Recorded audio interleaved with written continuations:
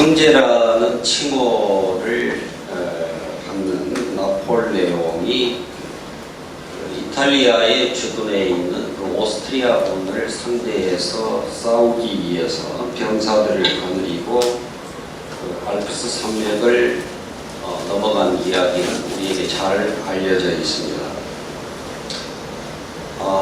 혹독한 추위와 또 눈보라를 뚫고 천신만고 끝에 어떤 높은 봉우리에 오른 그 나폴레옹이 부하들에게 외쳤습니다. 여기가 아닌가비요. 그 말을 들은 부하들이 털썩 주저앉고 말았습니다. 결국 부하들은 그 힘들게 올라간 봉우리에서 다시 터벅터벅 내려와야 했습니다.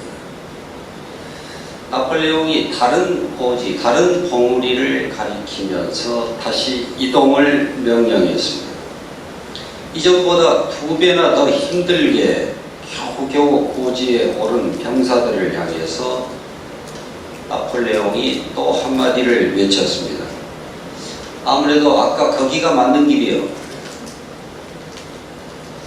이런 얘기를 해도 재미가 없습니까?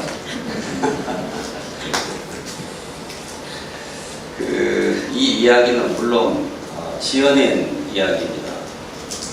그 한 조직의 지도자, 리더가 판단을 잘못할 때에 그 조직과 구성원들이 얼마나 막대한 피해를 보게 되는가를 설명해주는 그런 예언입니다.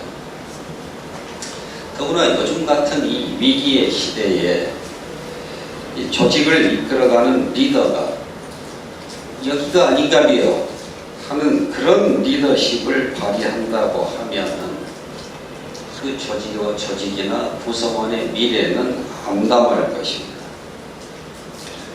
그 트럼프라고 하는 회개한 인물을 국가 지도자로 세운 그 미국의 현재 모습을 보십시오. 존 버년이 쓴 그 철로 역정이라고 하는 작품에 보면은 어느 크리스찬이 고생 끝에 천성문에 이르렀는데 막상 그 통행증인 믿음의 표식을 가지고 오지 않아서 왔던 길을 되돌아가야 하는 그런 안타까운 장면이 나옵니다. 우리의 신앙 여정에서도 간혹 이런 경우를 겪습니다. 열심히 갔는데 가고 보니까 예수님이 없는 길이었습니다. 행사를 열심히 치렀는데 그냥 우리 좋자고 하는 행사였습니다. 봉사를 열심히 했는데 예수님 없는 봉사이다 보니 짜증과 원망과 불평밖에 남지를 않습니다. 오늘 이야기가 그런 이야기입니다. 예수님이 어렸을 때 그 부모가 어린 예수를 데리고 유월절을 지키기 위해서 예루살렘으로 올라갔습니다. 그런데 성전에서 제사를 올리고 이제 살던 곳으로 되돌아오는 길에 예수를 잃어버렸습니다. 요셉과 마리아 부부는 예수를 찾으러 다시 예루살렘으로 되돌아가야 했습니다. 예수님 없이 걷는 길은 되돌아가는 그런 길이 되고 말았다는 이야기입니다. 오늘 본문을 이해하기 위해서는 그 이스라엘 백성들의 종교 문화적인 관습을 우리가 좀 알아야 합니다. 이스라엘 백성들은 유월절이 되면은 또 초막절, 장막절도 그렇습니다만 모든 남자들이 그 절기를 지키기 위해서 예루살렘 성전을 찾아야 했습니다. 그런데 실제적으로는 성인 남자뿐만 아니라 여자들 또 아이들까지 대부분의 유대인들이 그 예루살렘 성전을 찾았습니다. 지금도 그렇습니다. 유대인들은 1년 동안 열심히 벌어서 이 절기 때가 되면은 예루살렘을 순례하는 것, 그것을 큰 낙으로 삼고 있습니다. 이 예루살렘을 향해서 갈 때에 그 강도나 어떤 다른 위험으로부터 그 보호하기 위해서 여자들과 어린아이들은 따로 한 그룹을 형성하고 남자들은 남자들대로 그룹을 이루어서 그 여자들과 아이들의 앞뒤에서 보호하면서 예루살렘으로 향했습니다. 그러니까 지금 이 예수님의 부모들이 어떻게 아이를 하루 동안이나 잃고도 찾을 생각을 안 했을까? 우리가 그렇게 생각할 수 있지만은 의뢰 그 여자들과 아이들의 그 틈에 끼어서 고향으로 내려가고 있으리라 생각했을 거라 얘기입니다. 원래 아이들이라고 하는 것이 기운이 넘치기 때문에 뭐 자기들 대열에서 이탈해서 뭐 아빠나 뭐 엄마가 친구들이 있는 이웃들이 있는 그것들을 오가면서 그렇게 다녔을 것 아니겠습니까? 그래서 그래도 하루길이면 한두 번 정도는 우리가 잘 가고 있구나 이걸 확인할 수 있는 법인데 하루 종일 보이지가 않아서 어디 갔을까? 그때 비로소 찾기 시작했다 하는 것입니다. 결국 찾지 못하고 그동안 걸어온 예루살렘을 향해서 다시 되돌아가야만 했습니다. 그러니까 걸어온 길 꼬박 하루, 또 다시 되돌아간 길 하루, 또 가서 예수님을 찾는 그 부모의 고단함과 또 그 안타까운 마음이 오죽했겠습니까? 배가 고파도 고픈 줄 모르고 잠을 잘래야 잠들 수가 없었을 것입니다. 사방팔방으로 어린 예수를 찾아 헤매던 요셉 부부가 그 아들을 만난 곳은 예루살렘 성전이었습니다.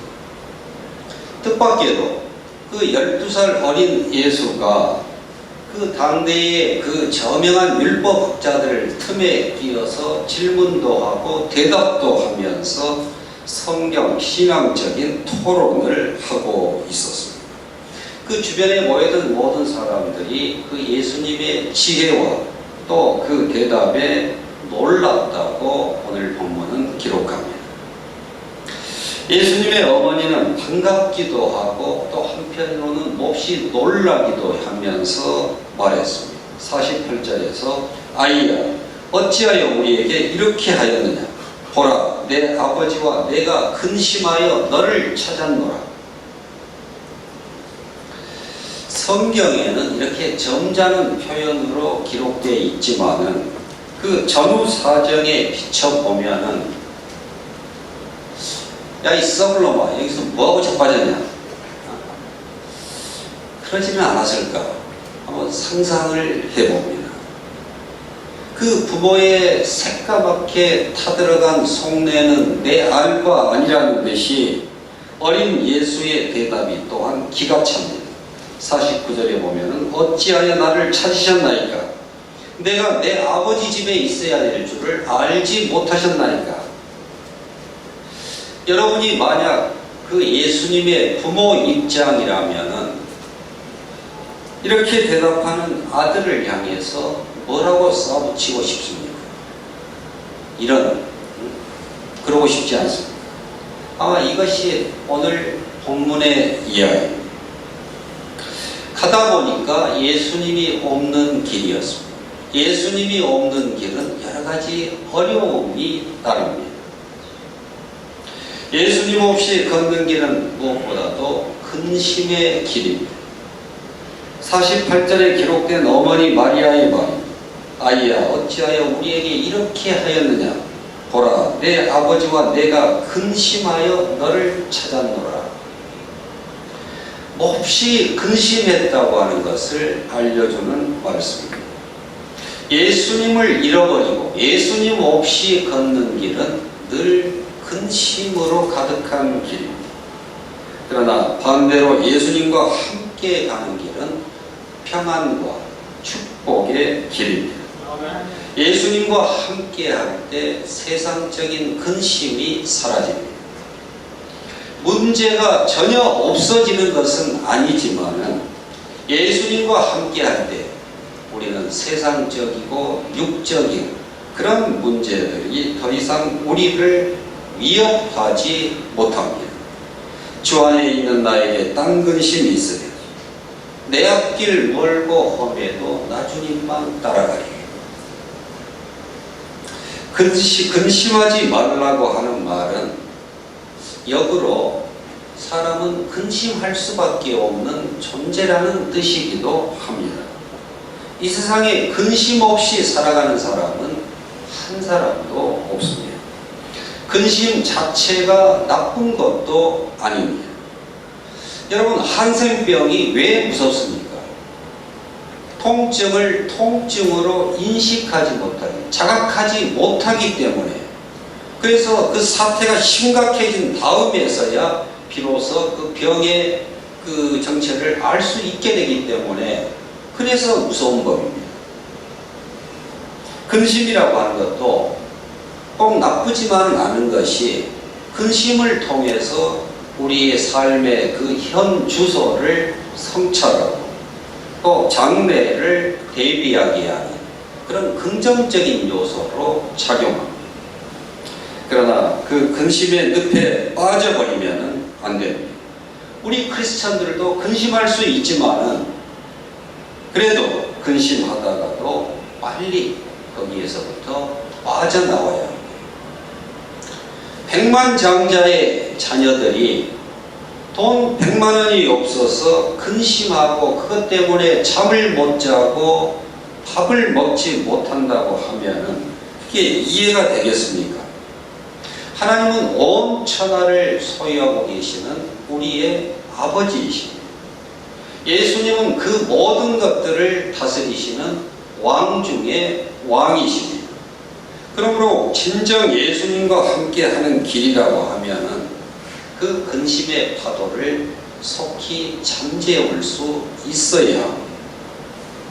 파도치지 않는 바다가 어디 있겠습니까? 그러나 그 파도는 이내 잠잠해지게 돼 있습니다. 춥지 않은 겨울이 어디 있겠습니까? 그래도 봄은 찾아옵니다. 병나지 않은 사람이 어디 있겠습니까? 그래도 곧 건강을 회복하게 됩니다. 다툼 없는 삶이 어디 있겠습니까? 하지만 믿음의 사람들은 주님의 권고하심에 순복해서 속히 화해하는 길을 찾아야 합니다. 세상에 근심하지 않는 사람이 어디 있겠습니까? 그러나 믿음의 사람들은 근심하다가도 곧 그 근심에서부터 빠져나와요. 벗어나요. 예수님과 함께 걷는 길은 근심이 없는 길이요, 우리는 지금 예수님과 함께 걷고 있는 사람들이기 때문입니다. 그래서 다윗은 사망의 음침한 곳에서도 이렇게 선포할 수 있었습니다. 여호와는 나의 목자시니 내가 부족함이 없으리로다. 내가 사망의 음침한 골짜기를 다닐지라도 해를 두려워하지 않는 것은 주께서 나와 함께 하시리라. 예수님은 약속하셨습니다. 너희는 마음에 근심하지 말라. 하나님을 믿으니 또 나를 믿어라. 내 아버지 집에 거할 곳이 많도다. 내가 너희를 위하여 처소를 예비하러 가노니 가서 너희를 위하여 처소를 예비하면 나 있는 곳에 너희를 내게로 영접하여 너희도 있게 하리라. 주님께서 우리를 위해 예비하시겠다고 하는 그 처소를 꼭 죽은 다음에 가는 어떤 곳으로 우리가 한정할 필요는 없습니다. 나 있는 곳에 너희도 있게 하리라.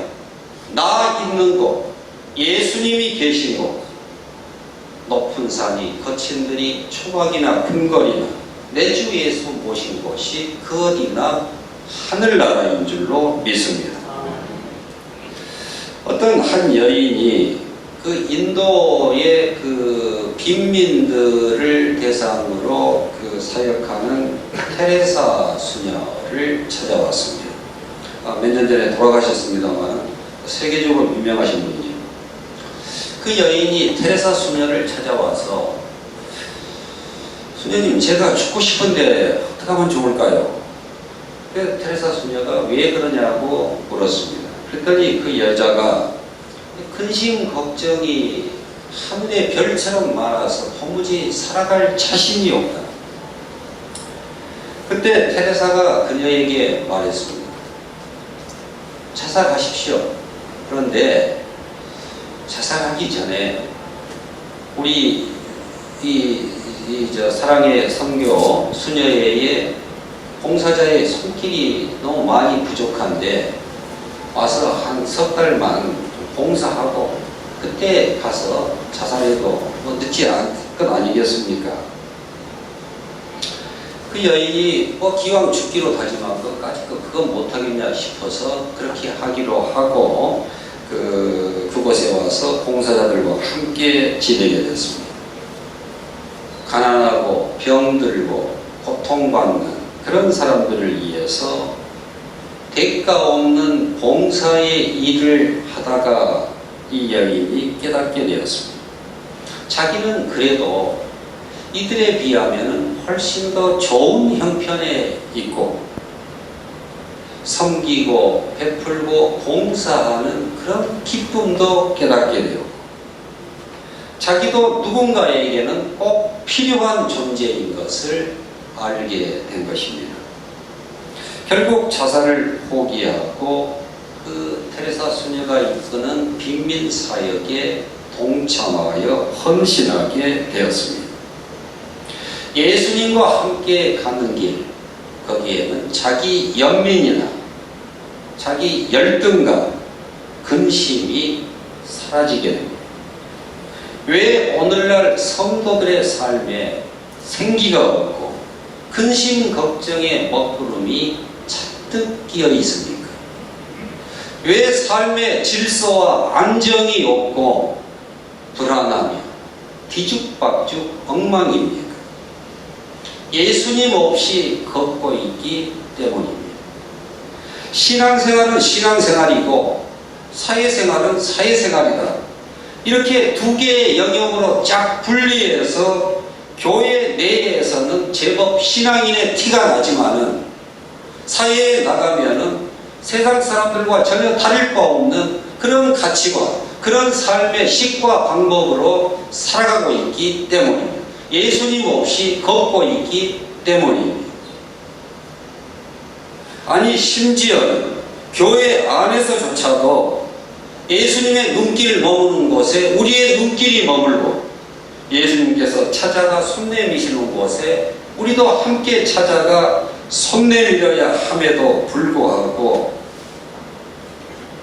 우리가 그렇게 하지 않는 그 예수님과의 동행이 없기 때문에 예수님이 앞서가시면 우리는 그 뒤를 따르고 예수께서 서시면 우리도 그 자리에 서야 하는데 우리는 노상 예수님보다 앞서가고 자신을 내세우고 자기의 유익을 우선적으로 쫓아서 행동할 때가 많습니다.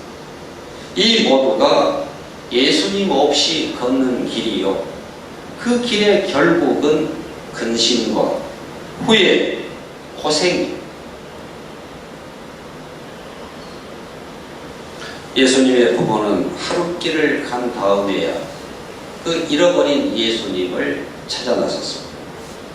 그래서 하루 종일 걸어갔던 그 길을 되돌아와야 했고 사흘 만에 예수님을 찾았습니다. 잃어버리고 걸은 길은 하루였지만 근심하며 애태우며 찾은 것은 이틀이었습니다. 2배, 3배 고생을 했습니다. 예수님보다 앞서가는 걸음은 결코 신앙적이지 않습니다. 예수님의 말씀이 들리지도 않는 저 뒤편에 쫓아가는 그 발걸음도 결코 신앙적이지 않습니다. 예수님은 왼편으로 걷는데 나는 오른편으로 가는 따로 걸음도 합당치 않습니다. 물론 예수님의 뜻을 노골적으로 거스르는 그 역행도 바람직하지 않습니다. 예수님의 한두 발짝 바로 뒤에 바짝 붙어서 동행하는 것이 참 믿음의 길입니다. 예수님의 부모는 가다 보니 예수님을 잃어버리고 걸었습니다. 그로 인해서 근심하게 되었습니다. 찾느라고 2배, 3배나 고생을 해야 했습니다. 예수님 없이 걷는 길은 근심의 길입니다. 고생을 자초하는 길입니다. 예수님의 부모가 그러했습니다. 두 번째로 예수님 없이 걷는 길은 헛수고의 길입니다. 우리 속담에 가다가 아니 가면은 아니 가만 못하니라 하는 말이 있습니다. 이 말을 요즘은 우스갯소리로 가다가 아니 가면은 간 만큼은 그래도 이익이다 이런 말도 합니다. 물론 그럴 때도 분명히 있지요. 하지만 멀리 가면 갈수록 그만큼 손해인 경우가 훨씬 더 많습니다. 예수님 없이 길을 걸은 그의 부모가 그러했습니다. 다행히 그래도 하루길 걸어서 예수님이 없는 것을 발견했기 망정이지, 자기 고향인 나사렛까지 한 사흘길을 걸어서 그때 비로소 예수님이 없는 사실을 알았다고 하면은 그 걸어온 사흘길을 다시 되돌아가야만 했을 것입니다. 더 큰 헛수고의 길이었을 것입니다. 이런저런 이유로 낙심하면서 신앙생활을 중단한 분들이 간혹 있습니다. 그런 분들에게 다시 예수님께로 돌아오십시오 이렇게 권면을 하면은 그분들 대부분의 대답이 제가 다시 돌아가기에는 너무 먼 길을 와버렸습니다 이런 대답을 합니다. 굉장히 겸손하고 정직한 그런 대답, 양심적인 그런 대답 같지만은 전혀 그렇지 않습니다. 그것은 단지 어리석은 태도일 뿐입니다. 나사렛에 도착하기 전에 그 3일 길을 되돌아오기 전에 속히 돌이켜야 합니다. 지금 예수님을 찾아야 합니다. 여기에서 예수님을 다시 모셔야 합니다. 지금이 은혜 받을 만한 때요. 지금이 구원의 때입니다. 예수님을 잃어버리고 가면은 간 만큼 헛수고, 예수님을 잃어버리고 올라가면은 올라간 만큼 헛수고, 예수님과 상관없이 모은 물질은 모은 만큼 하와 재앙으로 작용하기 쉽습니다. 예수님 없이 이룬 성취는 이룬 만큼 험한과 또 그 불행의 늪속으로 가라앉게 될 것입니다. 올림픽에서 금메달을 목에 걸고도 약물 복용이라든지 아무튼 그런 불법적인 것들로 인해서 적발되어 무효 처리가 되는 경우가 간혹 있습니다.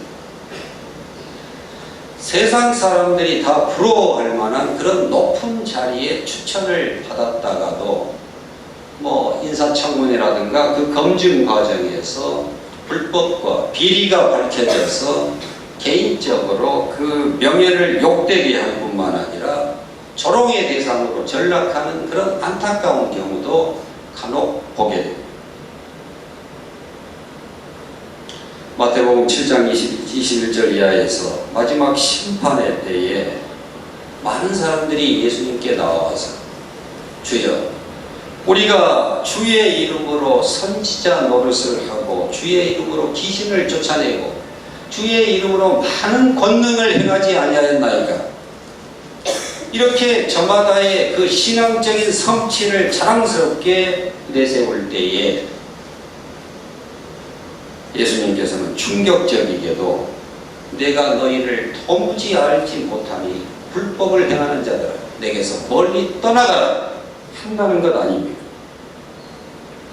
자신의 필요와 이익을 위해서 예수님의 이름을 차용했을 뿐 예수님의 선하시고 기뻐하시는 뜻을 선포하고 증거하는 일에 게을렀던 저들, 결국 예수님과 동행하지 않고 자기 식과 자기 법을 앞세워서 주의 영광을 가로챈 저들의 말로는 마귀와 그 사자들을 위해서 예비된 영원한 불 속에 들어가라고 하는 것이었습니다. 나더러 주여 주여 하는 자마다 다 천국에 들어갈 것이 아니요 아버지의 뜻대로 행하는 자라야 들어가리라. 예수님 없이 걷는 길은 다 무효입니다. 헛수고입니다.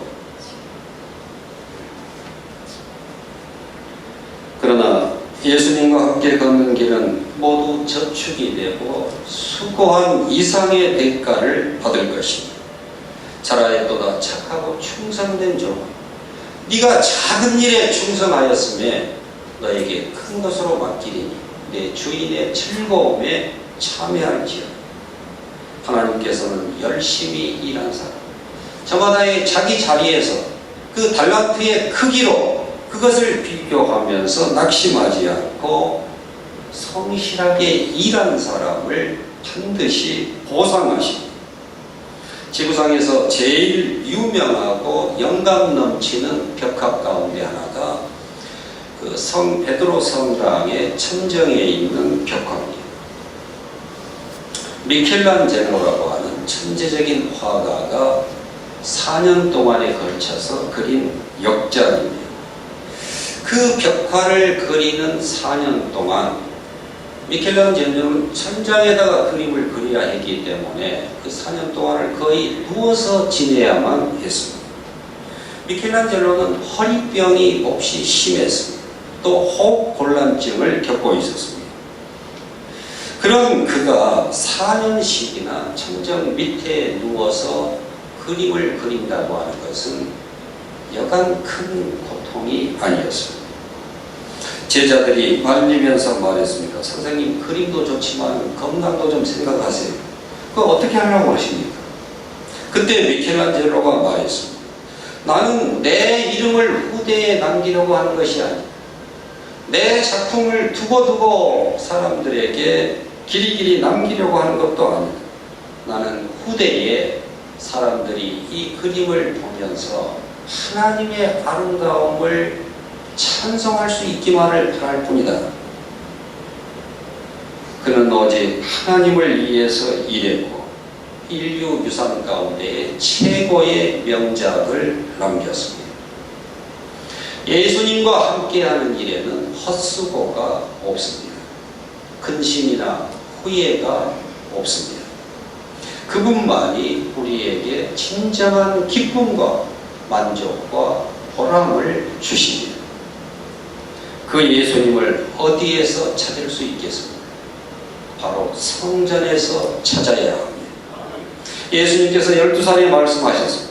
어찌하여 나를 찾으셨나이까? 내가 아버지 집에 있어야 할 줄을 알지 못하셨나이까? 성전 중심의 신앙생활이 바로 예수 중심의 신앙생활입니다. 예배 시간마다 예배당에 와서 예배드리며 하나님의 말씀을 들어야 합니다. 하루에 3끼 식사를 해야만이 그 영양소가 공급되어서 우리 육이 사는 것처럼 규칙적으로 예배당을 찾아서 하나님의 말씀을 섭취해야 우리의 영이 삽니다. 어느 성도가 목사님에게 말했습니다. 목사님, 제가 교회를 30년을 다녔지만은 목사님 설교 중에 기억나는 게 없습니다. 맞아 하면서 고개를 끄덕이는 분들도 한두 분 계시네요. 그 목사님과 성도 사이에 이런 대화가 오갔습니다. 그래요? 당신은 결혼한 지 얼마나 됐습니까? 25년 됐습니다. 그럼 25년 동안 그 아내가 부인이 해준 밥을 먹고 살았을 것인데 부인이 해준 그 음식들을 다 기억하고 있습니까? 그것을 어떻게 다 기억합니까? 그렇죠. 그거 다 기억은 못하지만은 그 부인이 정성스럽게 마련해준 그 육의 양식을 먹고 건강 유지하면서 오늘까지 살아온 것은 사실 아니겠습니까? 목사님의 설교를 다 기억할 수는 없지만은 그래도 그 목사님의 설교를 듣고 그것을 영의 양식으로 삼아서 그래서 지금까지 성도님이 그 영적인 생활을 유지해 올 수 있었던 것 아니겠습니까? 흔히 콩나물 시루를 얘기하잖아요.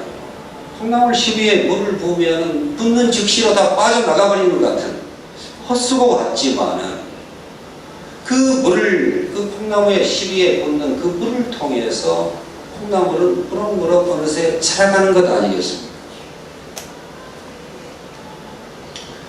성전에 오면, 예배당에 오면 늘 예수님을 찾을 수 있습니다.